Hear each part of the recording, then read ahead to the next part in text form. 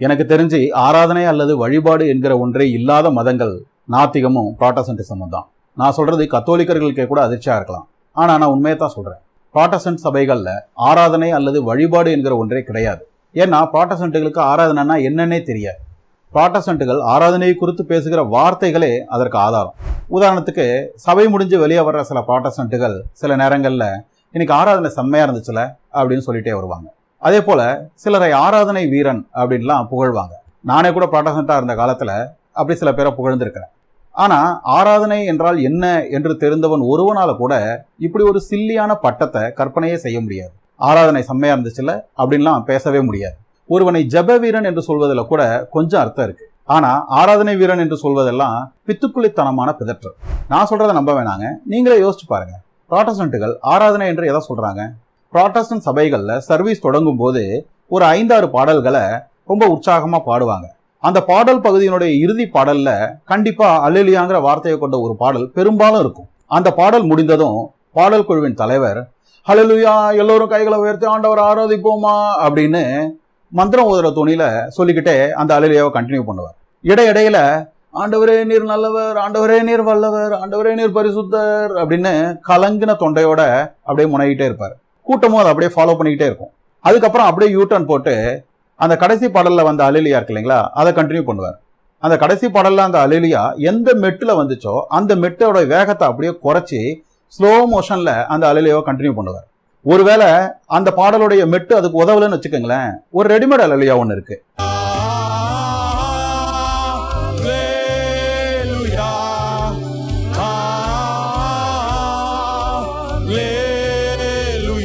அப்படின்னு ஒரு ரெடிமேட் அல்லேலூயா ஒன்று இருக்கு.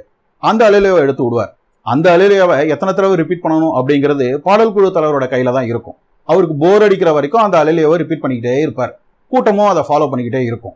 அது போர் அடிச்ச உடனே அப்படியே ஆண்டவரே நீர் நல்லவர், வல்லவர், பரிசுத்தர், போதுமானவர், போதுமானதுக்கும் அதிகமானவர் அப்படின்னு முனைகிட்டே வந்து இந்த நார்மல் பிரேயர் துணி இருக்கு இல்லைங்களா, அந்த துணிக்கு வந்துருவார்.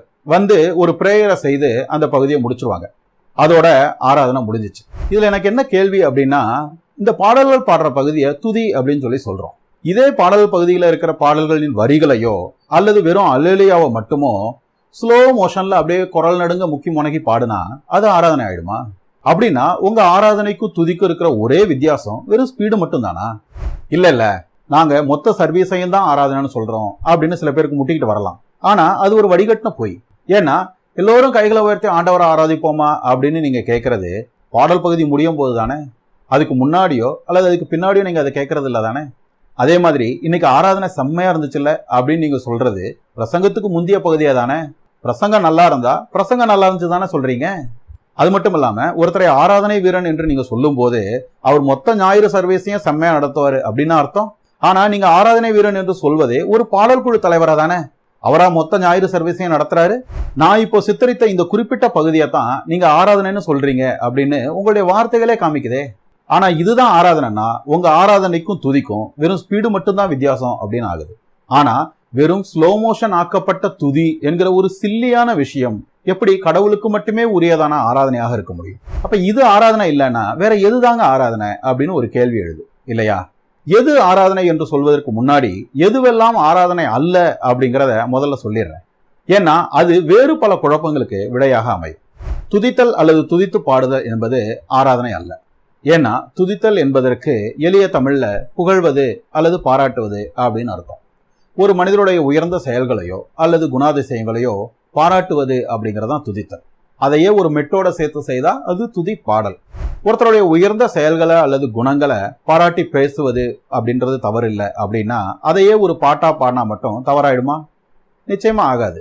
அப்ப ஒரு மனிதன் இன்னொரு மனிதனை புகழ்ந்து பாடுவது அல்லது துதி பாடுவது அப்படிங்கிறது தவறில்லை அப்படின்னா அது கண்டிப்பா ஆராதனையாக ஆக முடியாது. ஏன்னா ஆராதனை என்பது கடவுளுக்கு மட்டுமே உரிய ஒரு விஷயம். அந்த விஷயத்தை நம்ம ஒரு மனிதனுக்கு கொடுத்தா அது தவறு என்று ஆக வேண்டும்.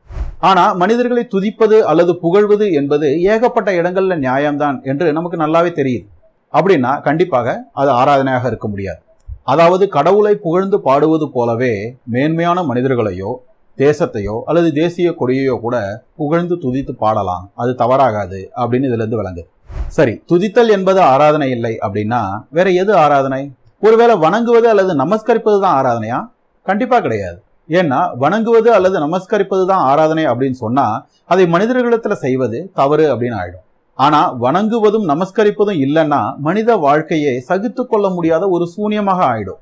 பிள்ளைகள் பெற்றோரை வணங்குவதையும், மாணவர்கள் ஆசிரியரை வணங்குவதையும், சிறியோர் பெரியோரை வணங்குவதையும் நவீனத்துவ மடையர்களை தவிர வேற எவனும் தவறுன்னு சொல்ல மாட்டான். இல்ல கைகூப்புவதும் சல்யூட் பண்ணுவதும் தவறு இல்ல, ஆனா காலில் விழுந்து வணங்கக்கூடாது அப்படின்னு சில ப்ராட்டஸ்டன்ட்கள் நினைக்கிறாங்க. ஆனா இது மடத்தனம். கைகூப்பும் போதும் சல்யூட் பண்ணும் போதும் எதிரில் நிற்பவனை ஒருவன் என்னவாக பார்க்கிறானோ அதுவாகவே அவன் காலில் விழும் போதும் பார்த்தா மூணுல எதை செஞ்சாலும் தப்பு இல்லதானே? இல்ல காலில் விழும்போது ஒருத்தன் இன்னொரு மனுஷனை கடவுள் ஸ்தானத்துக்கு உயர்த்திடுறான் அப்படின்னு நீங்க சொல்லுவீங்கன்னா, கைகூப்பும் போதும் சல்யூட் பண்ணும் போதும் அதே ஸ்தானத்துக்கு அவன் உயர்த்தி விடலன்னு உங்களால நிச்சயமா சொல்லிட முடியுமா? கும்பிடுவது, நமஸ்கரிப்பது, சல்யூட் பண்ணுவது எல்லாமே இன்னொரு மனிதனை ஒரு மனிதன் தனக்கு மேலான ஒன்றாக உயர்த்தி பார்க்கிற ஒரு செயல். ஒரு மனிதனை உயர்த்தி பார்ப்பதே தவறு என்று எந்த ப்ராட்டஸ்டன்ட்டும் சொல்ல போறதில்லைன்னு நினைக்கிறேன். ஏன்னா ஊழியம் செய்கிறவர்களை மட்டுமே தேவ மனுஷன் என்று சொல்பவர்கள் அவங்கள உயர்த்தி பார்க்காம வேற எப்படி பார்க்கறாங்க? அப்படி இன்னொருவரை உயர்வானவராக பார்த்தாலே நம்மையும் அறியாம நம்ம உடல்ல அது வெளிப்பட்டுரும். அவங்க வரும்போது எந்திரிச்சு நிற்போம், அல்லது அவங்க முன்னாடி கால் மேல கால் போட்டு உட்காந்துருக்க மாட்டோம், அல்லது அவங்க முகம் இருக்கிற திசையில நம்ம காலை நீட்டி படுத்திருக்க மாட்டோம், அல்லது வீட்டுல தனியா இருக்கும்போது வெறும் லுங்கியோட தெரியறமே அப்படி அவங்க முன்னாடி தெரிய மாட்டோம், அல்லது அவங்க முன்னாடி எருமை பன்னி நாயின்னு மத்தவங்க யாரையும் திட்ட மாட்டோம். அவர்கள் மீது இருக்கும் மரியாதையை இப்படி ஏதோ ஒரு வகையில நம்ம காண்பித்தே தீர்வோம். அகத்தின் அழக முகம் காட்டியே தீரும். மரியாதையை காலில் விழுந்து காண்பிப்பது தவறு என்று சொல்லிவிட்டால் இது எல்லாமே தவறு என்று சொல்ல வேண்டியதாகும். இன்னொரு மனிதனை உயர்த்தி பார்ப்பது சரி என்று சொல்லிவிட்டால் பிறகு எந்த உடல் அசைவால, எந்த மாதிரியான உடல் மொழியால அதை வெளிப்படுத்துறோம் அப்படிங்கிறது பொருட்டே கிடையாது. அப்படின்னா வணங்குவதோ அல்லது நமஸ்கரிப்பதோ ஆராதனையாக இருக்க முடியாது. ஏன்னா ஒரு மனிதனிடத்துல நாம் அதை செய்யும் போது அது நமக்கு நியாயம்னு தான் படுது. ஆனா ஆராதனை என்பது கடவுளுக்கு மட்டுமே உரிய ஒன்றாக இருக்க வேண்டும். அதை மனிதர்களிடத்தில் செய்தால் அது நமக்கு தவறு என்று பட வேண்டும். ஒருவேளை ஜெபிப்பது தான் ஆராதனையா? ஏன்னா கடவுள்கிட்ட மட்டும்தானே ஜெபிக்கிறோம் அப்படின்னு சிலர் கேட்கலாம். ஆனா கடவுள்கிட்ட மட்டும்தான் ஜெபிக்கிறோம் அப்படிங்கிறது ஒரு மூட நம்பிக்கை. ஏன்னா ஜெபம் என்பது அடிப்படையில என்ன? ஒரு வேண்டுதல், அதாவது விண்ணப்பம் செய்தல். நமக்கு ஒரு தேவை இருக்கும்போது அந்த தேவையை நிறைவேற்றி தரும்படி இன்னொருத்தரிடம் கேட்பதற்கு பேர் தான் விண்ணப்பம் செய்தல். ஆனா இந்த விண்ணப்பம் செய்தல் என்பதை நாம அனுதினமும் எல்லா மனிதர்களிடத்திலும் செய்துகிட்டே தானே இருக்கிறோம். பிள்ளைகள் பெற்றோரிடமும், கணவன் மனைவியிடமும், மனைவி கணவனிடமும், நண்பர்கள் நண்பர்களிடமும், தொழிலாளி முதலாளியிடமும் எதையாவது வேண்டிக் கொண்டே தானே இருக்கிறோம். அதாவது விண்ணப்பம் செய்து கொண்டே தானே இருக்கிறோம். கடவுள் இதை தவறுன்னு சொல்லுவாரா? அது எப்படி நீ எனக்குரிய இடத்த ஒரு மனுஷனுக்கு கொடுப்ப அப்படின்னு கடுப்பாவாரா? சொல்லப்போனா இங்கிலீஷ்ல ஒரு விஷயத்தை ரொம்ப பொலைட்டா கேட்கறதுக்கு I pray you do that, நீங்க அதை செஞ்சு தரணும்னு நான் ஜெபிக்கிறேன் அப்படின்னே கேட்பாங்க. ஆக மனிதர்களிடம் வேண்டுதல் வைப்பது அல்லது ஜெபித்துக் கொள்வது தவறில்லை என்பதால ஜபம் என்பது கடவுளுக்கு மட்டுமே உரிய ஆராதனையாக இருக்க முடியாது. இல்ல ஜபம் என்கிறது வெறும் விண்ணப்பம் மட்டும் இல்ல, அது கடவுளோடு இருக்கிற ஒரு உறவு, ஒரு உரையாடல் அப்படின்னு நீங்க எவ்வளவு உருட்டினாலும் கொஞ்சம் யோசிச்சு பாத்தீங்கன்னா அதையெல்லாம் நாம் மனிதர்களிடத்துல செய்து கொண்டேதான் இருப்போம் அப்படிங்கறதுதான் உண்மை. மொத்தத்துல துதிப்பதோ வணங்குவதோ அல்லது ஜெபிப்பதோ கூட ஆராதனை அல்லது வர்ஷிப் அல்லது வழிபாடு அல்ல என்று ஆகிறது. அதாவது ஒரு மனிதனை நாம் துதிக்கும் போதோ வணங்கும் போதோ அல்லது அவர்களிடம் எதையாவது ஒன்றை வேண்டிக் கொள்ளும் போதோ கூட நாம் அவர்களை வழிபடுவதில்லை என்று அர்த்தமாகிறது. இன்னும் துல்லியமா சொன்னா மனிதர்களிடத்தில் நாம் இவைகளை செய்யும் போது அவர்களுக்கு நாம் கடவுளுக்கு உரிய இடத்தை கொடுத்து விடவில்லை என்று அர்த்தமாகிறது. அதனாலதான் கத்தோலிக்கர்கள் புனிதர்களை வணங்குவதையோ துதிப்பதையோ அல்லது அவர்களிடம் வேண்டிக் கொள்வதையோ கூட கத்தோலிக்க சபை தவறு என்று சொல்வதில்லை. ஏன்னா இவைகளை செய்வதன் மூலம் எந்த கத்தோலிக்கனும் எந்த புனிதரையும் ஆராதித்து விட்டான் அல்லது வழிபட்டு விட்டான் என்று அர்த்தமில்லை. சரி, எதுவெல்லாம் ஆராதனை அல்ல என்று பார்த்தோம். இப்ப எது கடவுளுக்கு மட்டுமே உரியதான ஆராதனை அல்லது வர்ஷிப் அல்லது வழிபாடு என்று பார்ப்போம். ஆராதனை என்கிற ஒன்றே ப்ராட்டஸ்டன்ட் சபைகள்ல கிடையாது அப்படின்னு சொல்லியிருந்தேன். அங்கு ஆராதனை அல்லது வழிபாடு என்கிற ஒன்றே நடப்பதில்லை. அப்ப ப்ராட்டஸ்டன்ட் சபைகள்ல என்னதான் நடக்குதுன்னு கேக்குறீங்களா? துதியும் ஜபமும் பிரசங்கமும் மட்டும்தான் அங்க நடக்குது. ஆனா இதே விஷயம் வேறொரு இடத்துலயும் நடக்குது அப்படின்னு பைபிளும் சரித்திரமும் நமக்கு சொல்லுது. எங்க தெரியுமா? யூத ஜபாலயங்கள்ல. யூத ஜபாலயங்கள் துதியும் ஜபமும் பிரசங்கமும் நடக்கிற ஒரு இடம்தான். யூதர்கள் அங்கு ஆண்டவரை துதிக்கவும் ஜெபிக்கவும் அவருடைய வார்த்தைகளை கேட்கவும் மட்டுமே கூடினார்கள். யூதர்கள் ஆண்டவரை வழிபடுவதற்கு அல்லது ஆராதிப்பதற்கு கூடிய இடம் வேறு. அது ஜெருசலேமில் இருந்த தேவாலயம். ஆண்டவரை ஆராதிப்பது அல்லது வர்ஷிப் பண்ணுவது அல்லது வழிபடுவது என்பது ஜெருசலேமில் இருந்த தேவாலயத்தில் தான் நடந்தது. அப்படின்னா தேவாலயத்தில் நடந்த எது ஜபாலயங்கள் நடக்கவில்லையோ அதுதான் ஆராதனை அல்லது வழிபாடு அப்படின்னு அர்த்தமாகுது இல்லையா? ஜபமும் துதியும் பிரசங்கமும் தேவாலயத்திலும் கூட நடக்கும். ஆனா ஜபாலயங்கள்ல நடக்காம தேவாலயத்துல மட்டுமே கூடுதலாக நடந்தது பலியிடுதல் ஒன்றுதான். அப்படின்னா ஆராதனை அல்லது வர்ஷிப் அல்லது வழிபாடு என்றால் பலியிடுதல் என்றுதானே அர்த்தம். அதாவது எங்கு பலியிடுதல் நடக்கிறதோ அங்குதான் ஆராதனை அல்லது வர்ஷிப் அல்லது வழிபாடு நடக்கிறது. ஆனா யூத ஜபாலயங்களின் வெறும் காப்பியாக மட்டுமே இருக்கிற புராட்டஸ்டன்ட் சபைகள்ல பலியிடுதல் என்கிற ஒன்றே இல்லை. அதனாலதான் புராட்டஸ்டன்ட் சபைகள்ல ஆராதனை அல்லது வழிபாடு அல்லது வர்ஷிப் என்கிற ஒன்றே இல்லை என்று நான் சொன்னேன். பலியிடுதல் என்பது ஒரு பழைய ஏற்பாட்டு வழக்கம். கிறிஸ்து தான் பலியிடுதலையே நிறுத்திட்டாரே அப்படின்னு சில புராட்டஸ்டன்ட்களுக்கு முட்டிக்கிட்டு வரும். ஆனா கிறிஸ்தவத்தில் பலியிடுதல் இல்லை என்பது ஒரு மூட நம்பிக்கை. கிறிஸ்தவத்தின் தொடக்கமே ஒரு மிகப்பெரிய உன்னதமான ஒரு பலியில் தான் நிகழ்ந்தது. அதாவது யூத மதத்தின் பலியை கிறிஸ்தவம் நிறுத்திவிடவில்லை, அதை பூரணப்படுத்தி இருக்கிறது. அந்த பூரணப்படுத்தப்பட்ட ஒரு பலி வடிவத்தை தான் நம்ம கத்தோலிக்க சபைகள்ல பார்க்கிறோம். அதனாலதான் அது நிகழும் தருணத்தை கத்தோலிக்க சபை திருப்பலி என்று அழைக்கிறது. 2000 வருடங்களுக்கு முன்பு முதல் புனித வெள்ளியில் கிறிஸ்து தன்னந்தனியாக சிலுவையில் பலியானார். கத்தோலிக்க சபையின் ஒவ்வொரு திருப்பலியிலும் அவருடைய சரீரமாக வளர்ந்து கொண்டிருக்கும் அவரின் சபை அவரோடு அந்த பலியில் தன்னையும் இணைத்துக் கொள்கிறது. இது கொஞ்சம் இறையல் பக்கமா போகுதில்ல? சரி, கொஞ்சம் சிம்பிளா சொல்றேன். பழைய ஏற்பாட்டின் பலியிடுதல்ல என்ன நடந்ததுன்னு பாருங்க. ஒரு மனிதன் தன்னிடம் இருப்பவைகளிலேயே சிறந்தவைகளை கொண்டு வந்து இறைவனுக்கு பலியிடுகிறான். ஒருவனுடைய பொக்கிஷம் எங்கே இருக்கிறதோ அங்கேதான் அவனுடைய இருதயமும் இருக்கும் என்பதால் ஒரு மனிதன் தனக்கு பொக்கிஷமானவைகளை பலியிடும் போது அவன் ஒரு விதத்தில் தன்னையே பலியிடுகிறான். சாராம்சத்துல பார்த்தா அதுதான் வழிபாடு அல்லது ஆராதனை. ஆனா ஒரு மனிதனுடைய உண்மையான பொக்கிஷம் அவனுடைய இருதயம் அல்லது சித்தம் தான். அதாவது தான் எங்கு போக வேண்டும், என்ன செய்ய வேண்டும், என்னவாக ஆக வேண்டும் என்கிற அனைத்தையும் தான் மட்டுமே முடிவு செய்ய வேண்டும் என்பதுதான் ஒரு மனிதனுடைய இருதய அரிப்பு.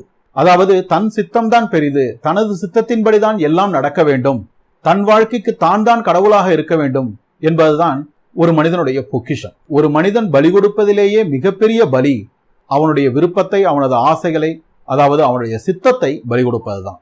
இவ்வளவு பெரிய விஷயத்தை நிபந்தனையே இல்லாமல் பலி கொடுக்க சொல்லி கேட்கும் உரிமையும் தகுதியும் இறைவன் ஒருவருக்குத்தான் இருக்கிறது. அதாவது உன் விருப்பம் பெருசு இல்ல, என் விருப்பம் தான் பெருசு, அதனால நான் சொல்றதை கேளு அப்படின்னு இன்னொரு மனிதனிடம் எந்த நிபந்தனையும் இல்லாமல் கேட்கிற உரிமையும் தகுதியும் எந்த ஒரு மனிதனுக்கும் கிடையாது. அந்த உரிமையும் தகுதியும் இறைவனுக்கு மட்டும்தான் இருக்கிறது. அதனாலதான் உன் விருப்பப்படி செய்யறதா இல்ல கடவுள் விருப்பப்படி செய்யறதா அப்படின்னு ஒரு மனிதன் நம்ம இடத்துல கேட்கும் போது நம்மளால அந்த கேள்வியை தப்புன்னே சொல்ல முடியறதில்லை. இறைவனுடைய சித்தத்திற்கு ஒரு மனிதன் தன்னுடைய சித்தத்தையே பலி கொடுக்கும் போதுதான் அவன் உண்மையிலேயே இறைவனை ஆராதிக்கிறான் அல்லது வழிபடுகிறான். இதை ஒரு மனிதன் தனிப்பட்ட விதத்தில் செய்து கொள்ள முடியும், செய்து கொண்டும் இருக்க வேண்டும். ஆனால் அதையே ஒரு சபையாக சேர்ந்து செய்வதுதான் கத்தோலிக்க திருப்பலி. கத்தோலிக்க திருப்பலிக்கு சென்று அங்க நடப்பதை கொஞ்சம் உன்னிப்பா கவனிச்சு பாருங்க. அப்பதான் சில விஷயங்கள் புரியும். புராட்டஸ்டன்ட் சபைகள்ல காணிக்கை என்பது ஊழியத்திற்கு செய்யப்படும் ஒரு உதவி அல்லது பங்களிப்பு, அவ்வளவுதான். ஆனா கத்தோலிக்க திருப்பலியில் காணிக்கை என்பது ஒரு மனிதன் தன்னையே, அதாவது தனக்கு பொக்கிஷமானவைகளை கடவுளுக்கு தியாகம் செய்வதன் மூலம் தன்னையே பலியிடுகிற ஒரு நிகழ்வு. கத்தோலிக்க திருப்பலியில் காணிக்கைகள் சேகரிக்கப்பட்டு பலிபீடம் என்கிற இடத்தில் வைக்கப்படும் போது, சகோதர சகோதரிகளே, என்னுடையதும் உங்களுடையதுமான இந்த பலி எல்லாம் வல்ல தந்தையாகிய இறைவனுக்கு ஏற்றதாகும்படி மன்றாடுங்கள் என்று காணிக்கைகளையும் பலி என்றுதான் ஆயர் சொல்லுவார். காணிக்கைகள் எல்லாம் இன்னைக்கு பண வடிவத்திலேயே பெரும்பாலும் இருந்தாலும் ஒரு காலத்துல உணவுப் பொருட்களும் சமைக்கப்பட்ட அப்பங்களும் தான் காணிக்கைகள். தாங்கள் பாடுபட்டு சம்பாதித்து கொண்டு வந்து மக்கள் இறைவன் முன்பு பலியிட்ட அந்த அப்பங்கள் தான் பலி முடிந்த பிறகு கிறிஸ்துவின் பலியிடப்பட்ட உடல் என்று ஏற்கப்பட்டு வருகிறது. இந்த பலியிடுதல் தான் ஆராதனை அல்லது வர்ஷிப் அல்லது வழிபாடு. இதை எந்த புனிதரிடத்திலும் கத்தோலிக்கர்கள் செய்யறதில்லை. அதனால்தான் கத்தோலிக்கர்கள் புனிதர்களை வழிபடுவதில்லை அல்லது ஆராதிப்பதில்லை என்று கத்தோலிக்க சபை சொல்லுது. சரி, இதுதான் வழிபாடு அல்லது ஆராதனை அப்படின்னு இப்போ தெரிஞ்சிருச்சு. இப்போ சொல்லுங்க, இந்த வழிபாடு அல்லது ஆராதனை எந்த புராட்டஸ்டன்ட் சபையில நடக்குது?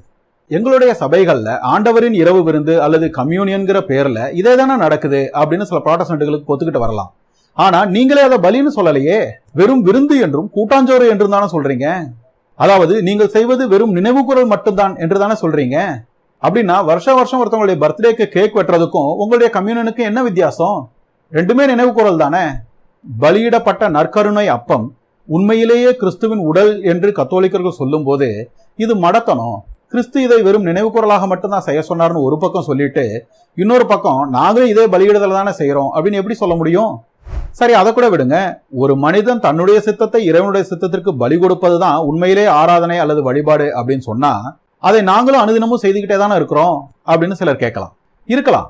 ஆனா தனிப்பட்ட வாழ்க்கையில் நாம் என்ன செய்து கொண்டு இருக்கிறோம் என்பதே போதுமானது அப்படின்னு சொன்னா தேவாலயமோ ஜபாலயமோ அல்லது சபைகளோ தேவையே இல்லையே. மனிதர்கள் தனிப்பட்ட விதத்தில் இறைவனோடு உறவாட முடியும் என்றாலும் சபை என்கிற ஒன்றும் இருக்கத்தான் வேண்டும் என ஆண்டவர் விதித்திருக்கிறார் என்றால் நாம் தனிப்பட்ட வாழ்க்கையில் என்ன செய்கிறோம் என்பது மட்டுமே கணக்கு அல்ல என்று அர்த்தமாகிறது.